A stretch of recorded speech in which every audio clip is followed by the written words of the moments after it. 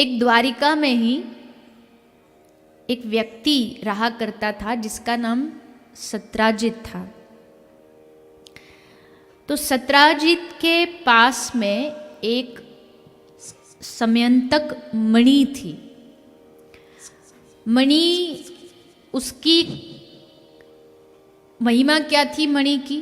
बोले जो उस मणि की विधिवत विधि विधान से पूर्ण रूपेण पूजा सेवा करता था, उसको वो मणि दिन में 8 भार स्वर्ण देती थी, सोना।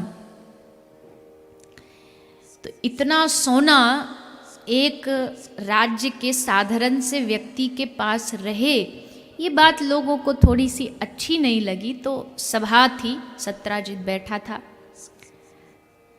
सबने सुझाव दिया सत्राजित को कि हे सत्राजित, देखो द्वारिका के राजा श्री कृष्ण हैं, तो क्यों ना इस मणि को द्वारिका के राजकोष में जमा कर दिया जाए, क्योंकि राजकोष में जितना धन आएगा राज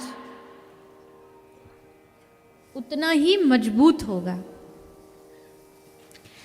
तो सब लोगों ने ये सुझाव दिया, पर सत्राजित को ये बात थोड़ी जची नहीं कि मैं अपनी मणि श्री कृष्ण को क्यों दूं। वो उठ करके सभा छोड़ करके क्रोध में आ गया घर। तो सत्राजित का एक भाई भी था जिसका नाम प्रसेन था। प्रसेन ने सत्राजित को सुझाव दिया कि देखो भैया, अब इस मणि की खबर कृष्ण को चल गई है, कृष्ण की नज़रों में ये मणि आ चुकी है, वो कभी भी छीन सकता या चुरा सकता, चोरी की तो आदत है ही उसको। तो इससे पहले वो तुमसे चुराए, उसे पता भी नहीं लगेगा। तुम एक काम करो, ये मणि जो है ये मुझे दे दो, मैं इसकी अच्छे से रखवाली कर लूँगा। तो राजा सत्राजित ने वो मणि भाई को दे दी। भाई ने क्या किया? बोले भाई ने उस मणि को चमकती हुई थी गले में पहना आभूषण के रूप में, और पहन के आखेट पर चला गया शिकार करने। जंगल में पहुंचा, घोड़े पर सवार था, तभी एक बाघ आया और बाघ ने आकर के इस प्रसेन को मार दिया, उससे मणि ली। आगे बढ़ा तो एक भालू आया जिसका नाम था जामवंत। जामवंत महाराज जो सुग्रीव की सेना के थे, ये वही जामवंत जी है। ये तीनों युग में थे, सतयुग में भी थे, त्रेता में भी थे और द्वापर में भी है। तो जामवंत महाराज ने बाघ को मारा, उससे मणि ली और मणि लेके जो उनकी गुफा थी उसमें चले गए। अब आखेट से ना तो मणि आई ना प्रसेन आया। सत्राजित को लगा कि ये सब किया धराया कृष्ण का, कृष्ण ने मारा है मेरे भाई को, उससे मणि छीन ली, चुरा ली। अब तो पूरे द्वारिका में उसने ये खबर फैला दी, कृष्ण ने मेरे भाई को मारा, कृष्ण ने चोरी की। ठाकुर जी पर चोरी का आक्षेप हुआ, कलंक लगा। तो भगवान ने सोचा कि मैं राजा हूं तो मेरा दायित्व है, प्रजा में कोई अगर संशय है तो मैं खुद उसे दूर करूं। तो भगवान ने कुछ द्वारिका के वरिष्ठ लोगों को इकट्ठा किया और मणि ढूंढने उनके साथ चल पड़े। ढूंढते ढूंढते उन्हें प्रसेन का शव मिल गया। भगवान ने थोड़ा नजर घुमाई तो देखा शव के पास में से ही धरती पर एक बाघ के चरण के चिन्ह नजर आ रहे हैं। उसके सहारे सहारे चलते चलते चलते प्रभु आगे बढ़े। आगे देखा तो बाघ भी मरा पड़ा है। वहाँ से एक भालू जैसा कोई प्राणी है, उसके चरण बन रहे हैं, उसके सहारे चले तो पहुँच गए गुफा पर, जो जामवंत जी की गुफा थी।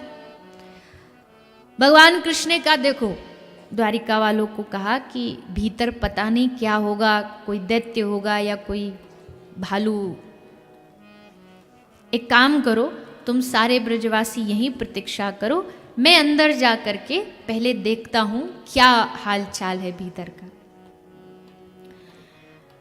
द्वारिका वाले बाहर खड़े हो गए, श्री ठाकुर जी भीतर प्रवेश करते। बड़ी विशाल गुफा थी, कईयों दिन उसमें प्रवेश करने में भगवान को लग गए। धीरे धीरे धीरे अंदर पहुँचे तो वहाँ देखा एक बड़ी सुंदर सी कन्या उस मणि से खेल रही थी।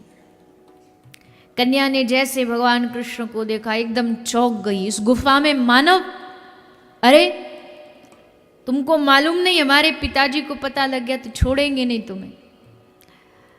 भगवान ने कहा पता लगाने ही तो आए हैं हम, तुम्हारे पिताजी को पता लगे यही तो चाहते हैं, बुलाइए उन्हें। क्यों, मणि चाहिए। उस कन्या ने कहा मणि चाहिए तो एक काम करो, ये लो ले जाओ। ठाकुर जी ने कहा नहीं, ऐसे नहीं लेके जाएंगे, युद्ध करके लेके जाएंगे।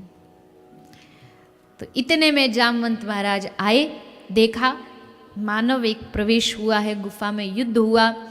28 दिन तक युद्ध चला, भयंकर संग्राम हुआ।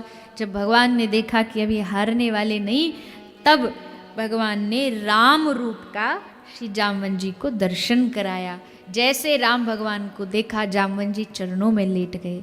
आहा प्रभु, आज आपने मेरी इच्छा पूरी कर दी। कौन सी इच्छा थी? ले राम अवतार में जब भगवान ने रावण को मार दिया तो फिर एक मीटिंग हुई। उस मीटिंग में भगवान ने सबसे हिसाब किताब मांगा, बताओ किस किसने कितने कितनों को मारा। तो सब बता रहे हमने 50 मारे, हमने 1000 मारे, हमने 2000 मारे। जामवंत जी चुप बैठे थे। भगवान राम ने पूछा तुमने? तो जामवंत जी ने कहा प्रभु, मेरे लायक तो उस पूरे रावण के सेना में कोई था ही नहीं बलशाली जिससे मैं युद्ध कर पाता। उन मक्खी मच्छरों को क्या मारना, पर मेरे हाथ में बड़ी जोर की खुजली चल रही है लड़ने की, किसी से युद्ध हो जाए ऐसा मन कर रहा है, पर कोई बराबरी में युद्ध हो जब तो मजा आए। तो भगवान राम बोले किससे लड़ना है तुमको? तो जामवंत जी ने कहा प्रभु, मेरे से युद्ध करने योग्य तो केवल एक आप ही हो, चलो एक एक दो दो हाथ हो जाए। राम जी बोले तू तो सेवक और स्वामी के संबंध पे कलंक उठा देगा। कैसे सेवक स्वामी आपस में लड़ रहे हैं?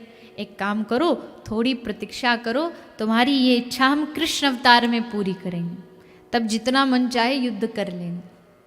तो आज भगवान ने कृष्ण अवतार में इनके साथ युद्ध किया। जामवंत जी बड़े प्रसन्न हुए, प्रभु राम आज आए हैं। निवेदन किया प्रभु, मेरी एक इच्छा है कि मेरी पुत्री से आप विवाह कर लीजिए। ठाकुर जी बोले आप थोड़ी सी लेट हो गए, अभी अभी ब्याही करके आ रहे हैं रुक्मणी से। तो जामवंत जी ने कहा तो क्या हुआ, विवाह हो गया तो ये कोई राम अवतार थोड़ी है कि एक पत्नी व्रता का आप व्रत ले रहे हैं, ये तो कृष्ण अवतार है, यहाँ तो आपकी लीलाएं चलती हैं। तो आप मेरी पुत्री को स्वीकार करिए। ठाकुर जी ने योग माया के द्वारा माँ जामवती को, जामवंत की पुत्री है, नाम जामवती है, उनको सुंदर नर रूप प्रदान किया। भेंट में श्री जामवंत महाराज ने वो मणि कृष्ण को लौटा दी। कृष्ण वो मणि लेकर के आए, सब द्वारिका में स्वागत हुआ। पता चला कि मणि को तो ऐसे ऐसे जामवंत ले गए थे। मणि ला के सत्राजित को भगवान ने वापस लौटा दी। अब सत्राजित बड़ा दुखी हुआ, ये तो हमसे अपराध हो गया, हमने भगवान के ऊपर कलंक लगाया झूठा। अब ठाकुर जी को कैसे राजी करूं? तो सत्राजित की एक पुत्री है जिनका नाम है सत्यभामा, भगवान कृष्ण को प्रेम करती ही थी, तो आज उनकी इच्छा पूरी हो गई। सत्राजित ने अपनी बेटी का विवाह श्री कृष्ण से करा दिया। तो प्रभु की तीसरी पटरानी है सत्यभामा। चौथी भगवान की पटरानी सूर्य भगवान की पुत्री हैं, यम की बहन यमुना, जिनका एक नाम कालिंदी भी माँ यमुना को कहा जाता है। तो भगवान ने माँ कालिंदी के साथ चौथा विवाह किया। पांचवा विवाह हुआ मित्रविंदा के साथ। मित्रविंदा के भाई जो है वो भगवान कृष्ण से बड़े ईर्ष्या करते। स्वयंवर में सब राजाओं को बुलाया, श्री कृष्ण को नहीं बुलाया, पर मित्रविंदा ने मन ही मन भगवान को पुकारा। भरी सभा में ठाकुर जी प्रकट हो गए और मित्रविंदा ने भगवान के गले में माल्यार्पण कर दी। इस प्रकार मित्रविंदा से विवाह किया।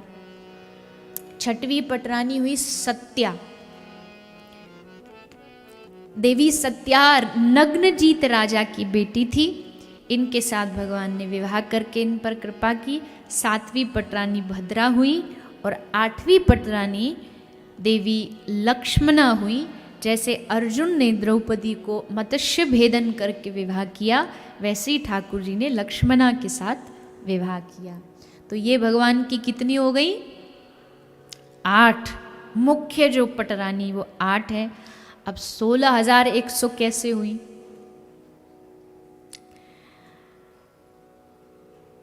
सुखदेव जी कहते हैं एक नरकासुर नाम का, भौमासुर भी जिसका नाम था, एक दैत्य था।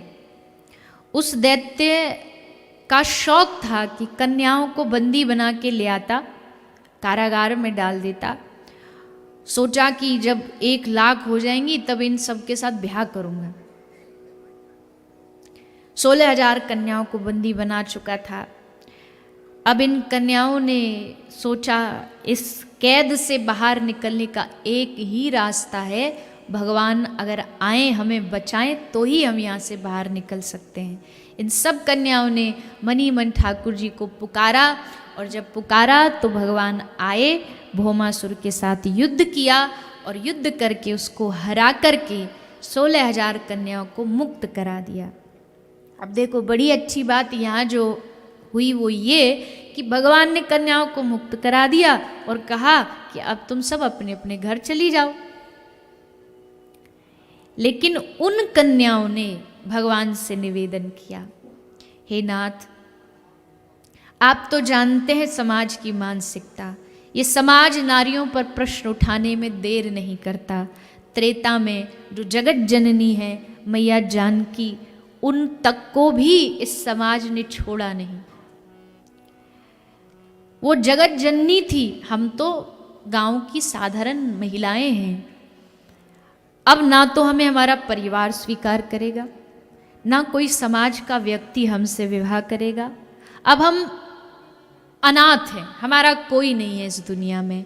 लेकिन प्रभु हमने ये सुना है अनाथों का भी नाथ स्वामी श्री जगन्नाथ है, द्वारिका नाथ है, इसलिए अब केवल आप पर भरोसा है, आप ही हमें स्वीकार कर सकते। दासी बना लीजिए हमें अपनी।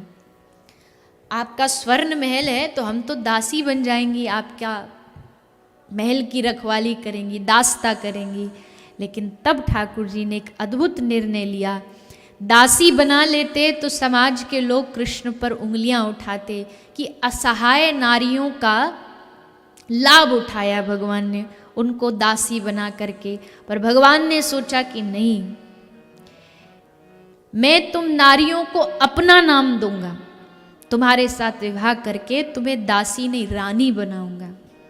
और भगवान ने इन सब रानियों के साथ विवाह करके इनको उच्च स्थान दिया, ऊंचा स्थान दिया।